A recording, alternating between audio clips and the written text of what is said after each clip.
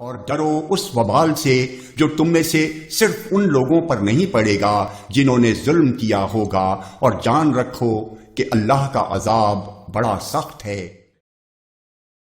اعوذ باللہ السمیع العلیم من الشیطان الرجیم، بسم اللہ الرحمن الرحیم۔ فَلْيَحْذَرِ الَّذِينَ يُخَالِفُونَ عَنْ أَمْرِهِ أَن تُصِيبَهُمْ فِتْنَةٌ أَوْ يُصِيبَهُمْ عَذَابٌ أَلِيمٌ۔ خبردار، جو لوگ رسول صلی اللہ علیہ وسلم کے حکم کی خلاف ورزی کرتے ہیں، انہیں اس بات سے ڈرتے رہنا چاہیے کہ کہیں ان پر کوئی زبردست آفت نازل نہ ہو جائے یا وہ کسی دردناک عذاب کی لپیٹ میں نہ آ جائیں۔ محترم ناظرین کرام، یہ آیت مبارکہ ہمیں جو جوڑ رہی ہے، خبردار کر رہی ہے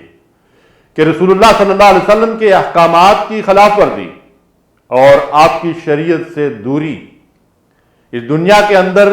کسی عذاب کا باعث بن سکتی ہے، کسی مصیبت کا باعث بن سکتی ہے، اور آخرت کا عذاب تو ایسے لوگوں کے لیے یقینی ہے ہی۔ اللہ کے نبی صلی اللہ علیہ وسلم کی نافرمانی کے نتیجے میں کس قسم کی مصیبتیں ہمارے اوپر نازل ہو سکتی ہیں اور کیسے عذابوں کی لپیٹ میں ہم آ سکتے ہیں۔ مفسرین کرام نے لکھا ہے کہ غیروں کا تسلط، محکومی اور غلامی، باہمی جنگ و جدال، اخلاقی بے راہ روی اور اختلاف اور انتشار۔ آج اگر ہم اپنے معاشرے کی حالت زار کو دیکھیں تو یہ ساری خامیاں اور کمزوریاں ہمیں اپنے سامنے دکھائی دیتی ہیں کہ غیروں کا تسلط بھی ہمارے اوپر ہے، مغربی تہذیب مکمل طور پر ہم نے اپنے گلے سے لگا لی ہے، محکومی اور غلامی، ذہنی غلامی بھی اور فکری غلامی بھی، اس کا توق بھی ہم نے اپنے گلے میں ڈال دیا ہے، اور باہمی جنگ و جدال اگر ہم پورے ملک کے اندر دیکھیں تو کس طریقے سے ہم آپس میں نفرتوں کو پال رہے ہیں اور خانہ جنگی کی کیفیت سے گزر رہے ہیں، اختلاف اور انتشار بڑھتا جا رہا ہے، ایک دوسرے کی گردنیں کاٹ رہے ہیں، اور خون مسلم کو خود مسلمان نے اپنے لیے حلال کر لیا ہے۔ اخلاقی بے راہ روی تو اپنی انتہا کو پہنچ چکی ہے۔ یہ سارے اسباب کیوں ہیں کہ ہم نے اللہ کے نبی صلی اللہ علیہ وسلم کے احکامات اور آپ کی شریعت سے روگردانی اختیار کر لی ہے۔ اللہ کے حبیب علیہ الصلوۃ والسلام نے ارشاد فرمایا، کبھی ایسا نہیں ہوا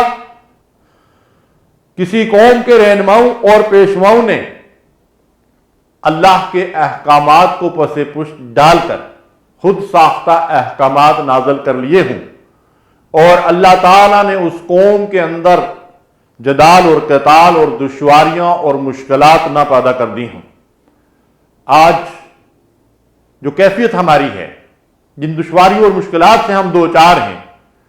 اس کا سبب اللہ کے نبی صلی اللہ علیہ وسلم نے کیا ارشاد فرمایا؟ اللہ کی کتاب کو پس پشت ڈالنا۔ ہم نے یہ خطہ زمین صرف ایک مقصد کے لیے حاصل کیا تھا کہ یہاں اللہ کی حاکمیت قائم ہوگی، شریعت اسلامی کا نفاذ ہوگا، اور ہم بحیثیت مسلمان اللہ کے دین کے سائے میں زندگی بسر کریں گے۔ لیکن ہم نے اللہ سے کیے ہوئے وعدوں کو پس پشت ڈالا اور اسلامی تہذیب کے بجائے یہود و نصارہ اور ہندوانہ تہذیب کو اپنے گلے سے لگا لیا۔ اللہ تعالیٰ نے ہمیں مشکلات،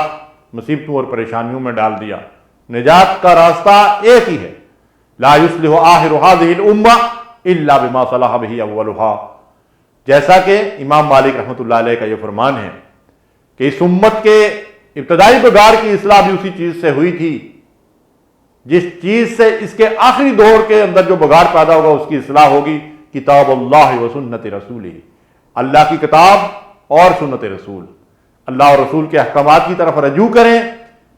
اور اللہ اور اس کا رسول کا حکم جب سامنے آئے اس کے سامنے سر تسلیم خم کر دیں، انفرادی زندگیوں میں بھی اور اجتماعی زندگیوں میں بھی، تبھی ہمیں ان مشکلات سے نجات مل سکتی ہے۔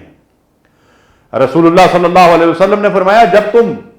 سود کا نام بدل کر کاروبار کرنے لگو گے، بیل کی دم تھام لو گے، کھیتی باڑی اور دنیا کمانے میں لگ جاؤ گے، دین کے لیے محنت کرنا اور مالی اور جانی قربانیاں کرنا چھوڑ دو گے، تو اللہ تم پر ایسی ذلت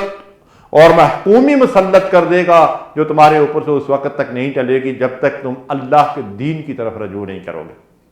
آج جس ذلت و رسوائی سے ہم دوچار ہیں، اللہ کے دین کے لیے محنت کرنا ہم نے چھوڑ دیا۔ ہم دنیا کے لیے محنت کر رہے ہیں، لیکن دنیا بھی ہمارے ہاتھ نہیں آ رہی ہے، اور دین کو بھی اپنے ہاتھوں سے جو ہے وہ چھوڑ دیا ہے اور اس کو بھی گنوا بیٹھے ہیں۔ آنے والے حالات بڑے خوفناک ہیں۔ ضرورت اس بات کی ہے کہ مرد و خواتین اللہ کے دین کی طرف رجوع کریں، سچے دل سے توبہ کریں، اور اللہ سے اپنی سابقہ روش پہ ندامت اور شرمندگی کے ساتھ آنسو بہا کر معافی مانگیں، اور آئندہ کے لیے ہم سب اپنی اصلاح کریں۔ اللہ ہمیں اس کی توفیق دے۔ وصلی اللہ علی نبینا محمد۔